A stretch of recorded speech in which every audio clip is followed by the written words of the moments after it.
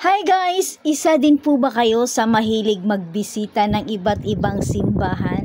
Kung isa ka rin sa kagaya ko mga guys, no? So for today's video ay para sa'yo ito.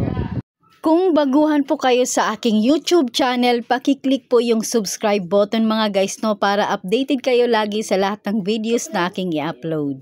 So tara mga guys, let's go! Nandito nga po pala tayo sa St. Peter Parish Shrine of Leaders. Mga guys, no, dito po ito sa Quezon City, Commonwealth. Bali pang 7 simbahan na ito mga guys na nabisita ko.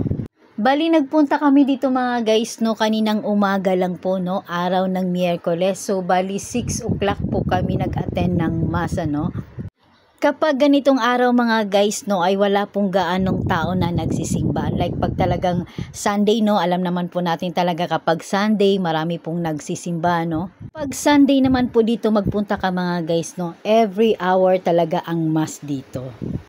Maluwag po siya mga guys, no, at saka ang gustong-gusto ko talaga dito mga guys, yung kanyang altar, napakaganda.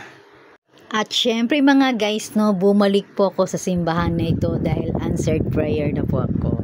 So muli mga guys, marami pong salamat sa lahat po ng inyong suporta. Hanggang sa muli mga guys. Thank you for watching. Bye!